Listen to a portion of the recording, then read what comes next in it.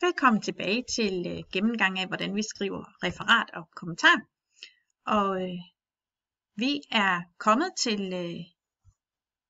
det punkt, hvor vi har startet med at lave en præsentation af den tekst, vi arbejder med. Vi har også lavet sidehoved, og nu er vi i gang med referatet. Og jeg læser lige højt af det, jeg har skrevet fra sidste gang. Anne-Sophie Venegård har interviewet Camilla Holse og Jens Balle om fænomenet Living Apart Together. Hun skriver, at kæresteparret Camilla Holse og Jens Balle ikke bor sammen. Camilla bor i en lejlighed centralt i Herning, og Jens bor i et parcelhus i Kolding. Camilla og Jens har begge 2 børn fra tidligere forhold, og Jens Balle fortæller, at han ikke synes, at børnene skal have nye brødre og søskende, fordi det jo er ham, der er blevet skilt, og ikke børnene. Camilla og Jens fortæller, at de er forældre i en uge og kærester i den næste uge. Vi giver udtryk for, at det har nogle fordele. For eksempel skændes de ikke om husholdning.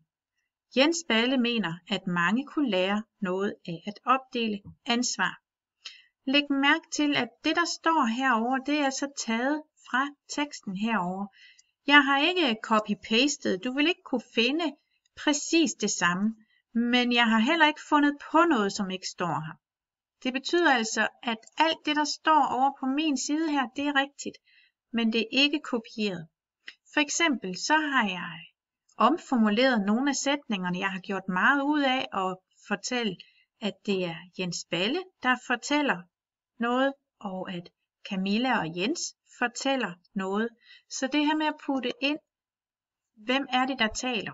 At jeg hele tiden holder til og beskrive det som en tredjepersons fortæller. Nu er vi kommet til at skal referere fra det næste afsnit, det der hedder en populær løsning. Det jeg gør, det er, at jeg læser hvert afsnit grundigt, og så tager jeg det vigtigste ud. Det vil sige, at jeg forsøger altså at presse det her afsnit sammen i måske 1 eller maks 2-3 sætninger. Det her afsnit, det hedder jo en populær løsning. Så det skal vi i hvert fald have med over i referatet. Der står også bagefter, at Camilla Holse og Jens Balle ikke er de eneste, der vælger at bo under hver sit tag. Ifølge Danmarks Statistik er 104.627 ægtefolk i 2013 bosat på hver sin adresse. Så vi har noget statistik her, der fortæller, at rigtig mange bruger den her løsning. Der står, at det svarer til 5,3% af alle gifte personer i Danmark, og så er der også en masse par, som der har valgt ikke at være gift, og de er ikke talt med i det her. Så vi skriver over, at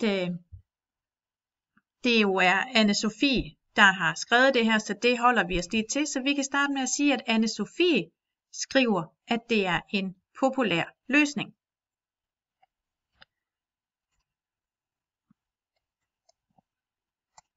Anne-Sophie Venegård hedder hun jo.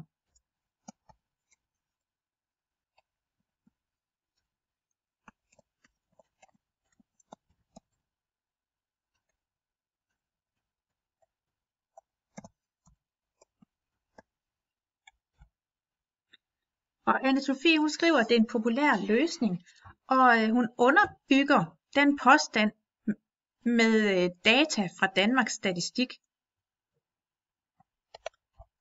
At underbygge noget, det betyder altså, det er det, hun bruger for at sige, eller at sørge for, at det, hun skriver, det tror vi på. Vi tror på, det er rigtigt, fordi hun siger, at hun har altså tal fra statistik, der viser, at det her det er rigtigt. Så derfor bruger vi det udtrykke at underbygge. Det er, når man bruger argumenter til at overbevise sin læser om, at det, man siger, det er rigtigt.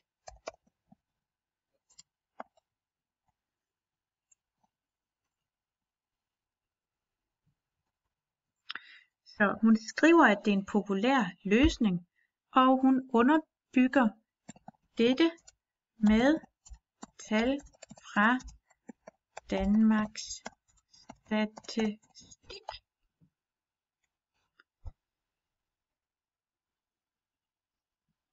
Det er jo så faktisk det vigtigste, der var, fordi man kan se, der står faktisk et halvt afsnit her, der udelukkende handler om tal og procenter, og det er bare ikke særlig interessant at sidde og skrive af i et referat. Så vi skriver bare, at hun underbygger det med tal fra Danmarks Statistik. Så ruller vi lidt videre. Så kommer vi ned til noget af det her med Camilla Holse og Jens Balle. Hvad siger de så? De siger, det kan da godt være, at vi skal giftes og flytte sammen en dag, men lige nu bliver det altså ikke. Vi har stadigvæk hjemmeboende børn i hver vores by endnu. Og så siger de noget med, at de bor med 100 kilometers afstand og kun ses hver anden uge, og det giver parforholdet energi. Og netop parforholdet og forelskelsen er vigtigt for Camilla Holse og Jens Balle at holde ved lige. Og de er meget bevidste om at være kærester, siger de. Det kan også være, at vi skal have noget af det her med, men jeg synes faktisk, at det lyder lidt som en gentagelse af noget af det, som de skrev heroppe. Og hvis jeg lige kigger over i vores egen tekst, har vi noget med. Vi har, at de bor, den ene i Herning og den anden i Kolding. Ja. Og at de begge to har børn fra tidligere forhold, og så har vi også noget omkring det her med, hvordan de ikke skændes som husholdning. Det her med, at de er meget bevidste om at være kærester, det synes jeg faktisk, at vi har talt om.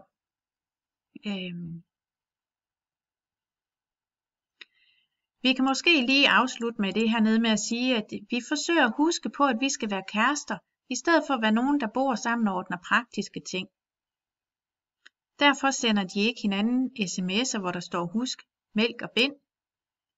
De lærer ikke gå dagligdag i den. Det kan jeg godt lide, det her udtryk, der hedder, at de lader ikke gå dagligdag i den. Det der ord. Det vil vi måske gerne have med. Så kigger vi på, de forsøger at huske at være kærester. Der står vi her. Det skal vi jo lige sørge for at lave om til en tredjepersons fortæller i stedet for. Så vi skriver jo, de forsøger, eller i det her tilfælde, der vælger jeg at skrive, at Camilla, nu skal jeg sige, hvem er det, der siger det her? Vi forsøger at huske på, at vi skal være kærester, i stedet for at være nogen, der bor sammen og ordner praktiske ting. Derfor sender vi heller ikke hinanden sms'er, hvor der står husk, mælk og bind. Det er vi ude over, fordi vi ikke lærer at gå dagligdag i den, siger Jens Balle. Okay, det var vigtigt. Så vi skriver, at Jens Balle siger, fortæller, at de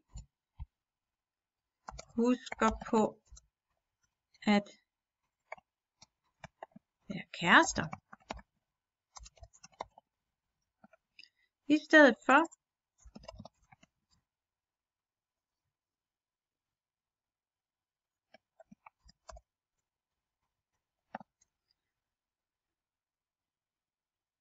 for at være nogle, der bor sammen og ordner praktiske ting.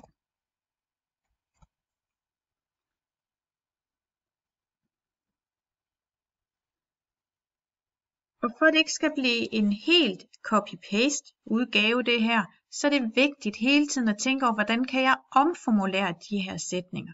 Så i stedet for bare at gå videre med at sige, derfor sender vi heller ikke hinanden sms'er, hvor der står husk, mælk og bind, så hopper vi direkte ned til at sige, at vi vil gerne have det her med dagligdagen med, ikke også? Så vi siger, at Jens Balle fortæller, at de husker på at være kærester, i stedet for at være nogen, der bor sammen og ordner praktiske ting.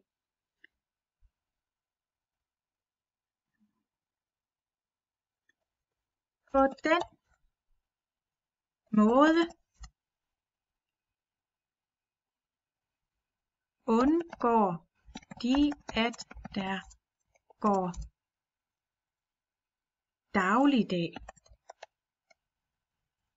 i den. Godt. Det var så det afsnit, der hed en populær løsning, og nu mangler vi bare at referere det aller sidste afsnit i artiklen. Det er altså det afsnit, der hedder det individuelle fokus.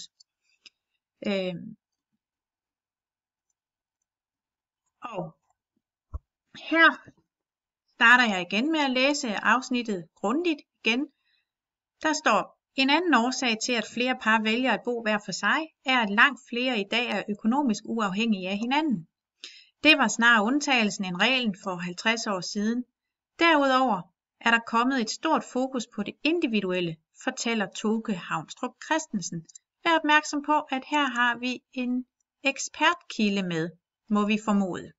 Det er i hvert fald en kilde, som der ved noget om boformer og det her med, at der er kommet fokus på det individuelle. Fokus på det individuelle, det betyder, at der er meget fokus på den enkelte. Hvad har den enkelte person af drømme og ønsker for fremtiden, i stedet for hele tiden at tænke på, hvad skal vi gøre sådan for en familie, hvor vi samler noget. Her der tænker man på sig selv, altså den enkelte. Det er det, der ligger i udtrykket det individuelle fokus. Og vi skal jo være opmærksom på, at det her, det er Toke Havnstrup Christensen, der siger noget nu. Det er altså en kilde, så det skal vi jo have puttet ind. Og det kan vi gøre igen ved at omformulere noget af det, han siger, sådan at vi får brugt vores egne ord, men stadigvæk er tro mod teksten. Toke Havnstrup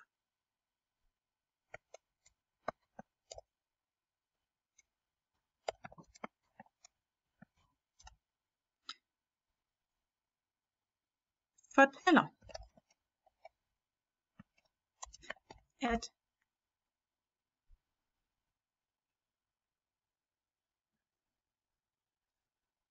der er kommet stor fokus på det individuelle, og at en årsag til, at flere par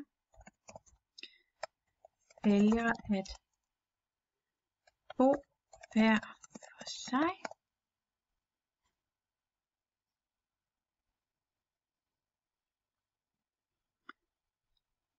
er, at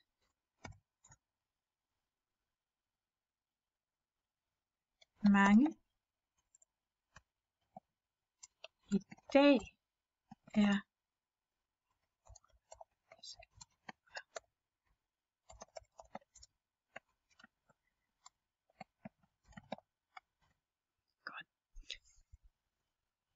Jeg har skrevet her, Toke Havnstrup Christensen fortæller, at der er kommet stor fokus på det individuelle, og at en årsag til, at flere par vælger at bo hver for sig, også er, at mange i dag er økonomisk uafhængige af deres partner.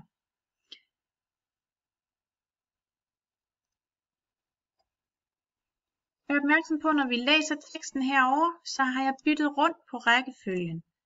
Så i min referering, der har jeg taget det her afsnit, men jeg har byttet rundt i det, for ligesom at omformulere. Vær opmærksom på, når vi laver referat, generelt så skal vi følge en kronologisk rækkefølge, men vi må altså gerne lave om på sætningsniveau. Vi behøver ikke at referere ordret, som det står, fordi så går vi væk fra referat og mere over en kopi. Og vi er altså ude efter et referat. Et referat er kronologisk opbygget i den forstand, at vi starter i afsnit for afsnit og fortæller, hvad sker der så, og hvad er det næste, der står noget om, osv. Her, der er vi kommet ned til sidste afsnit, og her på sætningsniveau, der kan jeg godt bytte rundt på, hvad bliver sagt først. Så der står en anden årsag, og det er derfor, jeg lige lagde mærke til, at jeg lige puttede også ind her. Det betyder nemlig, at der er flere grunde til, at man vælger at bo sådan. Og det står der jo her, der står en anden årsag til, at flere par vælger at bo hver for sig, er, at langt flere i dag er økonomisk uafhængige af hinanden. Det var snarere undtagelsen end reglen for 50 år siden. Og derudover er der kommet et stort fokus på det individuelle, fortæller Toke Havnstrup Christensen. Så jeg har altså valgt at sige, det vigtigste for den her sætning, det er, at man er økonomisk uafhængig af hinanden, står der her. Det har jeg valgt at sige, at Mange er økonomisk uafhængige af deres partner. Det vil sige, ordet partner hernede, det dækker altså for det udtryk heroppe, hvor der står, at man er økonomisk uafhængig af hinanden. Ja. Og så er vi kommet til, at vi skal afslutte det her referat. Heroppe der har vi sagt noget, vi har haft ekspertkilden med, der har sagt nogle ting. Der står, flere og flere søger at finde tid og rum for deres egen udfoldelse, selvidentiteten, en slags selvudfoldelse. Og det er en trend, der har vokset sig ganske stort, og det kan godt gå i konflikt med nogle af de udfordringer, der er ved at bo sammen. Hele det her udtryk, det står ikke helt tydeligt, men jeg opfatter det som, at det er det, som Toke Havnstrup han fortæller. For det lyder for mig lidt ekspertagtigt at sige det her med, at det er en trend. Det er sådan noget, som livsstilsforskere de kigger på. Så jeg tror, det er noget, han siger. Men det er faktisk bare en gentagelse af det, han siger heroppe, at der er stort fokus på det individuelle. Han uddyber det med at sige, at det er en trend, der vokser sig stor. Så det har jeg ikke tænkt mig at tage med, for vi har sagt, at der er fokus på det individuelle. Til gengæld så vil jeg gerne have det med, som der står som sådan en afsluttende bemærkning ned for neden.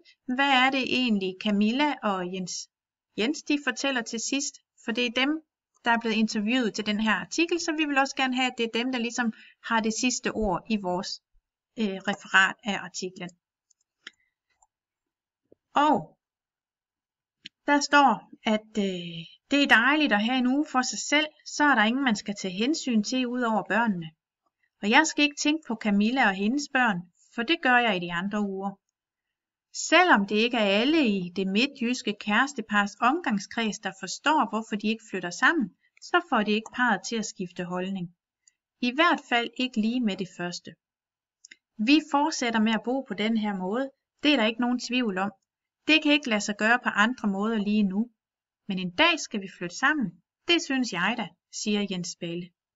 Og ja, så bliver vi sikkert skilt, griner Camille Holse. Jeg studser lige over, at Jens Balle, han vil faktisk gerne bo sammen. Så for ham der er det måske noget at gøre med, hvad der er muligt lige nu, at de har børn i 2 forskellige byer. Ikke så meget, om han ikke har lyst til at bo sammen. Det har han egentlig, men der er nogle fordele ved at bo hver for sig. Men jeg synes, vi skal have det med det sidste der, at Jens Balle, han synes faktisk, at de på et tidspunkt skal bo sammen. Og fordi det er det sidste, der er i artiklen, så kan man sige, at det er afslutningsvist. Så det skriver jeg.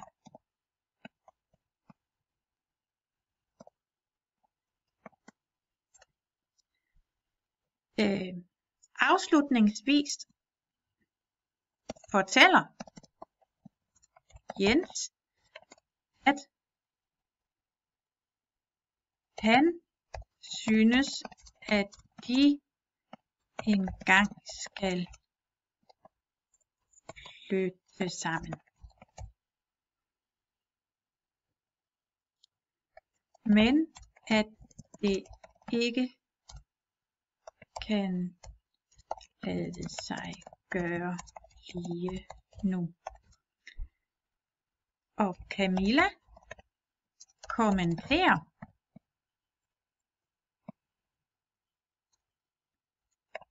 at så bliver de sikkert skilt.